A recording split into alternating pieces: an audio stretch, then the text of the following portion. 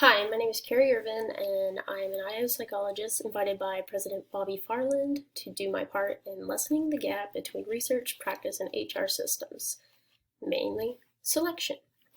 I'm going to present on two core concepts in selection, cognitive ability tests, and mechanical methods for combining performance predictor scores.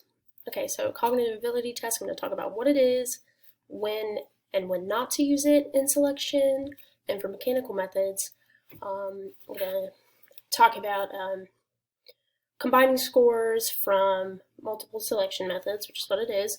So I'm going to talk about the difference between judgmental methods and mechanical methods and give you some evidence-based information for choosing which methods to use, as well as an example of a method.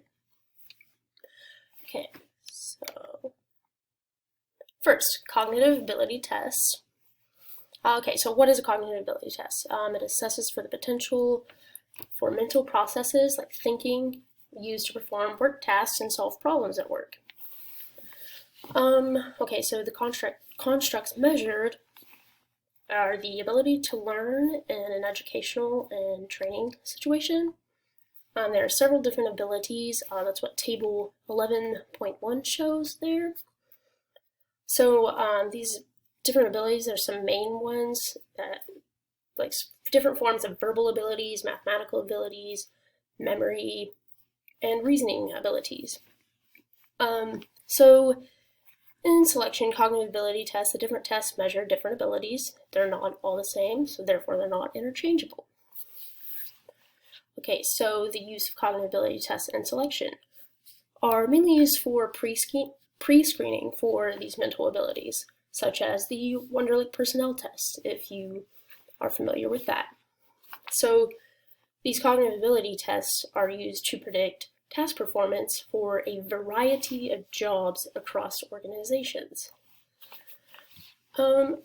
So there are also some issues with these cognitive ability tests used in selection that you should consider for your company. The complexity of the job matters. So research has proven that cognitive ability tests do a better job at predicting more complex jobs because of cognitive ability's relation to job knowledge. So if a job has more information processing and problem solving requirements, then that cognitive ability test is more suited for that job. Also, adverse impact and diversity should be considered when using cognitive ability tests. They have the ability to create adverse impact, which is unfair by selection based on your measuring methods. So for cognitive ability tests, there's been a difference between scores between white applicants and black applicants, as well as white applicants and Hispanic applicants. So this results in a higher percentage of white applicants being selected over the other two demographics. So deciding your company's use of these cognitive ability tests in selection, there are things to consider like diversity and the complexity of the job. So what do you want to do when you want productive employees that are also highly diverse?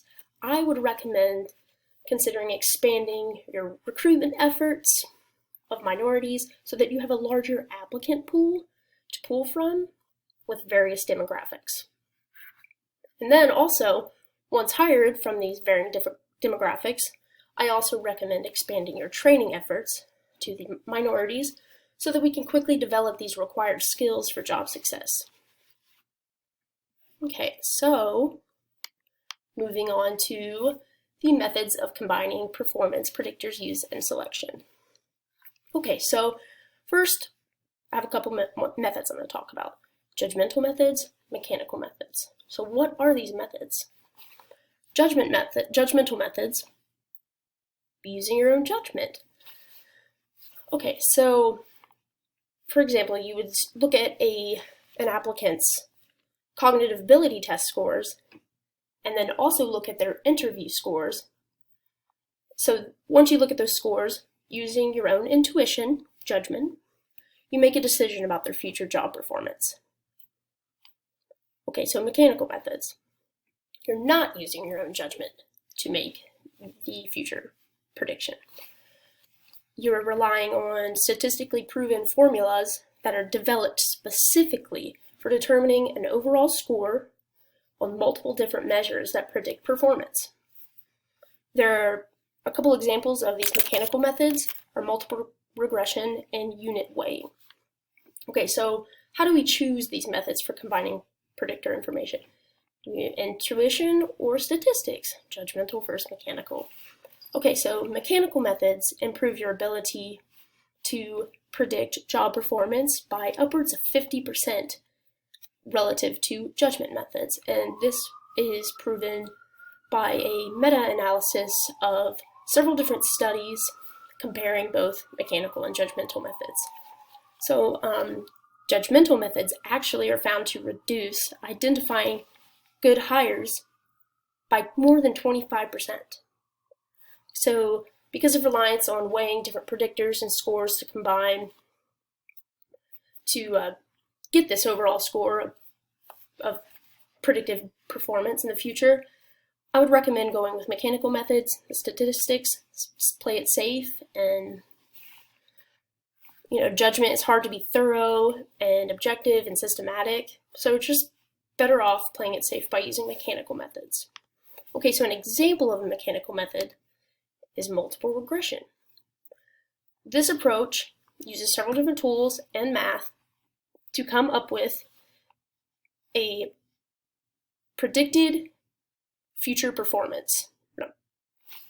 Okay, so it shows the max linear relationship between two or more selection tools and task performance. So, for example, an applicant's score on cognitive ability test and an interview test are entered separately into this equation here on the screen at x1 and x2.